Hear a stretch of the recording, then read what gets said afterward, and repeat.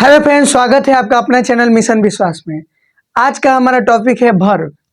Verb होता क्या है, वर्ब के कितने रूल होते हैं, वर्ब के कितने प्रकार होते हैं, आज इस वीडियो में समझेंगे। तो वीडियो में समझने के लिए, कुछ सीखने के लिए हम ये उम्मीद के साथ बोल सकते हैं कि अगर आप ये वीडियो में अंत तक रुक जाते हैं तो वर्ब का आपका डाउट पूरा क्लियर हो जाएगा। डाउट नहीं, आप दूसरों को पढ़ा भी सकते हैं। हाँ, पर आपको एक ये काम करना है कि आपको वीडियो में अंत तक रुकना है।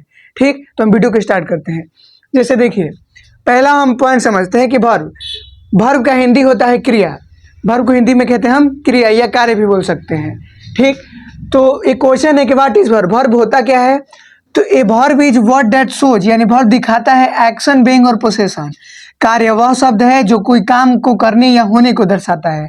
ठीक, कार्य पढ़ना, उठना, चलना, बोलना, एक ट्रिक समझिए कि जिसके अंत में ना आए वो वर्ब होता है। ठीक, जैसे खेलना, उठना, बैठना, सोना, जाना, पढ़ना, ये सब क्या हुआ? वर्ब हुआ।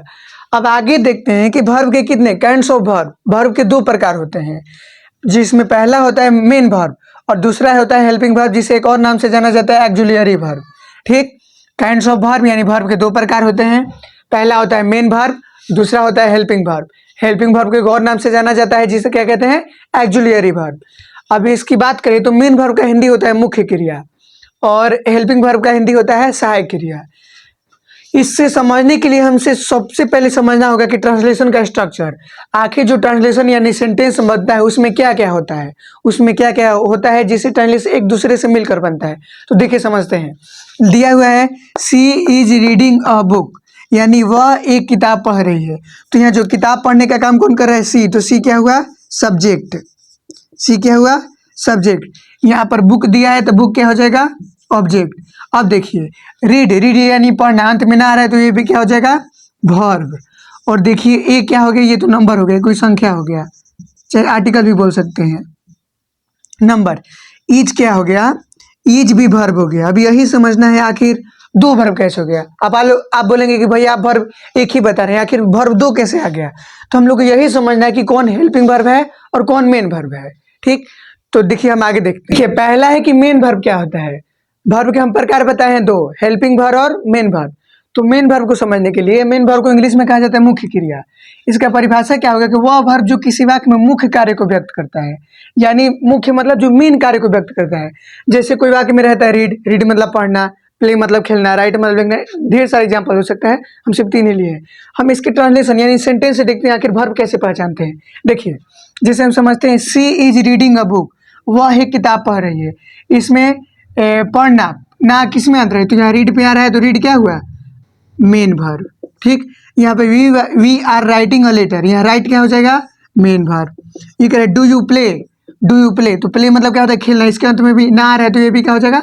Main verb. उसमें जितना भी कार्य बताए हैं, प्ले खेलना, राइट लिखना, रीड पढ़ना, ये सब मेन वर्ब है, ये मुख्य क्रिया है इसमें। तो इसमें क्या हो जाएगा? Read main verb, writing main verb, और ये क्या हो जाएगा? Play main verb. उम्मीद है कि मेन वर्ब समझ में आ गया होगा। अब आगे देखते हैं हेल्पिंग वर्ब यानी ऑक्सिलरी वर्ब। देखिए, दूसरा है कि हेल्पिंग वर्ब यानी ऑक्सिलरी वर्ब, ये दोनों एक ही होता है। इसका हिंदी होता है सहायक क्रिया, उसको समझते हैं। इसका डेफिनेशन का लिखा हुआ है कि वह वर्ब जो मेन वर्ब को सहायता करती है, यानी ये सेंटेंस बनाने में सहायता करती है। सेंटेंस में किसको बनाने के लिए? मेन वर्ब को। एग्जाम्पल देखते हैं। जैसे एग्जाम्पल क्या हो जाएगा? इज, एम, वाज, हैव, बहुत सारा हो सकता है, बहुत सारा नहीं, इसका संख्या है 24। यहाँ पे नोट पे एक पॉइंट दिया है, ऑक्सिलरी वर्ब यानी मेन वर्ब की संख्या कितनी होती है? 24। 24 कौन कौन होती है? हम अभी लिखवा दे रहे हैं। तो पहले हम ये तीन एग्जाम्पल समझते हैं कि कौन इसमें हेल्पिंग वर्ब है, कौन मेन वर्ब है। तो यहाँ पे देखिए, यहाँ पे सीधे हम लोग पहले ही बताए हैं कि गो मतलब जाना, यानी ये क्या हो जाएगा? ये हो जाएगा मेन वर्ब। ठीक, ये हो जाएगा मेन वर्ब। लेकिन मेन वर्ब को बनाने में एम सहायता करे तो एम क्या हो जाएगा? हेल्पिंग वर्ब, यानी हेल्प कर रहा है। रीड मतलब क्या होता है? पढ़ना, ये हो जाएगा मेन वर्ब। और इज क्या हो जाएगा? Helping verb. ऐसे ही बीट क्या होता है? पीटना, अंत में ना आ रहा है तो ये हो जाएगा मेन वर्ब।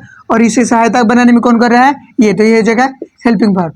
अब नोट पॉइंट जो पहले ही बताए हैं कि नोट पॉइंट का मतलब है जो सबसे इंपॉर्टेंट है। ठीक, तो ऑक्सिलरी वर्ब में मेन पॉइंट है कि हेल्पिंग वर्ब यानी ऑक्सिलरी वर्ब की संख्या होती है 24। अब 24 कौन कौन होती है वो देखते हैं। देखिए, अब हम देखते हैं कि जो हम बताएं कि हेल्पिंग वर्ब की संख्या कितनी होती है? 24। तो आखिर 24 कौन कौन होती है वो देखते हैं। तो यहाँ पे दिया है is, am, are, was, were, do, does, did, may, might, shall, will और can, could, should, would, must, dare. ठीक, use to, ought to, has, have, had और नीड, ये था 24 हेल्पिंग वर्ब। यानी जहां भी दिखे ये 24 वर्ड, यानी हम लोग को समझ जाने कि उसमें वो है हेल्पिंग वर्ब, या सेंटेंस में दिखे या बुक में दिखे तो वो समझ जाने कौन सा वर्ब है, हेल्पिंग वर्ब। अब आगे देखते हैं, हम 5 कुछ सेंटेंस लाए हैं जिनमें चूज करना है कि कौन हेल्पिंग वर्ब है कौन मेन वर्ब। आप कमेंट में जरूर बताइए कि हम ये सही बनाया। ठीक, तो हम बनाते हैं। देखिए, सीता वेंट, इसमें क्या है कि सीता सब्जेक्ट है, वेंट क्या हुआ, वेंट मतलब होता है जाना, गो का वर्ब टू या वर्ब 3 होता है शायद, तो ये क्या हो जाएगा, मेन वर्ब। ठीक, डू यू रीड, यहाँ रीड क्या हुआ, पढ़ना, सीधे लिखना है मेन वर्ब, लेकिन डू, देखिए इसमें डू कहीं होगा, यहाँ पर है डू, तो डू क्या हो जाएगा, helping verb. The prime minister is coming, is क्या हो गया, हेल्पिंग वर्ब, और कम मतलब होता है आना है, ये क्या हो गया, मेन वर्ब। गो, गो मतलब जाना, जाना मतलब होता है मेन वर्ब, और ये हो गया वाज, वाज क्या हो गया, helping verb. I was going to play, play क्या हो जाएगा, मेन वर्ब, और यहाँ वाज क्या हो जाएगा, हेल्पिंग वर्ब। तो ये था कुछ वर्ब का वीडियो, जो उम्मीद करते हैं कि आपको शुरू से अंत तक समझ में आया होगा। अब आगे कोई भी आपको प्रॉब्लम करे या कोई भी टॉपिक, या इंग्लिश हो, हिंदी हो, मैथ हो, संस्कृत हो, आप हमें कमेंट में बताइएगा, उसका जल्द से जल्द हम वीडियो लेकर आएंगे। तब तक के लिए जय हिंद।